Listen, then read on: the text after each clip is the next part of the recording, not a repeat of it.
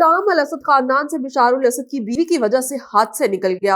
अपनी अहलिया के पीछे चलकर बशार अल-असद ने मुल्क भी खोया और जिला वतनी भी इख्तियार की, और अब उनकी अहलिया तलाक लेकर उनसे राहें जुदा करने वाली हैं।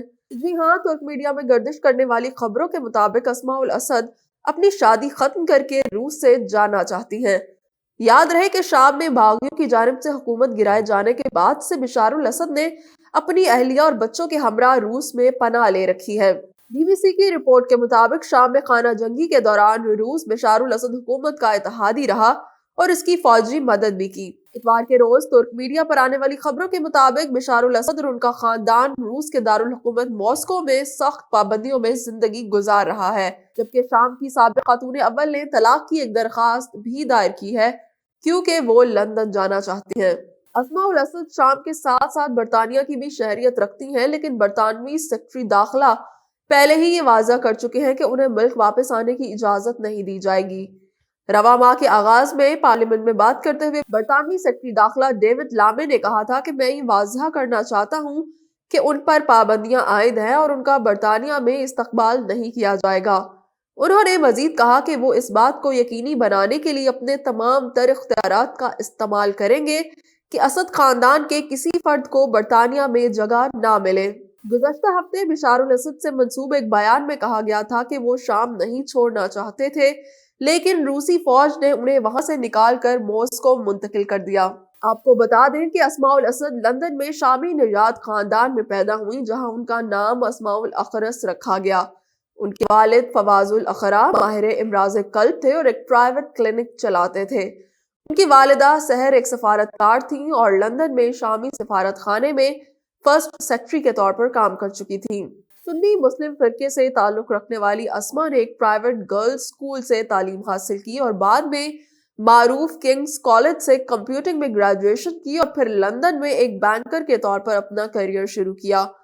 वहां उनकी मुलाकात बशार उल असद से हुई, जिन्होंने तिब में ग्रेजुएशन किया था और इमराज चश्म में महारत हासिल कर रहे थे।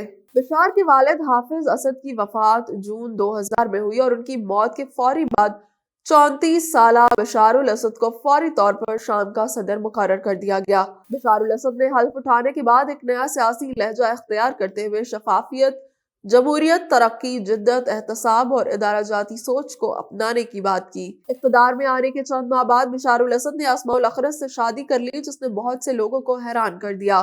बशार उल असद की अहलिया, जो दुश्मनों में मौत की देवी और हामियों में दमिश्क का फूल के नाम से मशहूर हुई। बीबीसी के मशरिक़ वस्ता के एक साबिक नामा निगार कम गुतास बताते हैं कि इस वक्त बहुत से लोगों का ख्याल था कि एक बरतानवी खातून और एक सुन्नी फिरके की मुसलमान लड़की से शादी तरक्की और इंज़माम की अलामत हो सकती है और ये एक सुन्नी अक्सरियती मुल्क में इस्लाहात की हौसला अफजाई करेगा। लेकिन बरसों के दौरान ये बात वाज़ेह हो गई कि बशार बिल्कुल अपने वालिद की तरह थे, एक सख्त गिर रहनुमा जो बज़ाहिर इस्लाह पसंद नजर आते थे। एक गुमनाम खानदानी जराये ने कहा था कि बशार उल असद ने अस्मा से शादी जानते हुए की कि वो शाम का जदीद चेहरा दिखाने में अनमोल साबित होंगी, लेकिन खातून अव्वल के तौर पर अस्मा का नुक्ता नजर असद खानदान के अंदर कशीदगी का बायस बना। खास तौर पर सदर की बहन बोशरा और उनकी वालिदा अनीसा को अवामी राब्ते ज्यादा नहीं भाते थे। शाम के मामूल सदर बशार उल असद की अहलिया अस्मा उल असद के लिए वोग मैगजीन ने 2011 में लिखा था कि वो ना सिर्फ बहुत वज़ादार और मगनातीसी शख्सियत की हामिल हैं, बल्कि इंतहाई ग्लैमरस और दिलकश खातून अव्वल भी हैं। वोग मैगजीन ने अपनी रिपोर्ट में अस्मा उल असद के तारुफ में खुसूसियात का जिक्र किया था। ताहम कुछ अरसे बाद मैगजीन ने उनके शौहर की हुकूमत की जानिब से आज़ादी का मुतालबा करने वाले मुजाहिरीन के खिलाफ वहशियाना तशद्दुद के इल्जामात के बाद इस मजमून को हटा दिया था और उनको मौत की देवी का नाम दिया गया।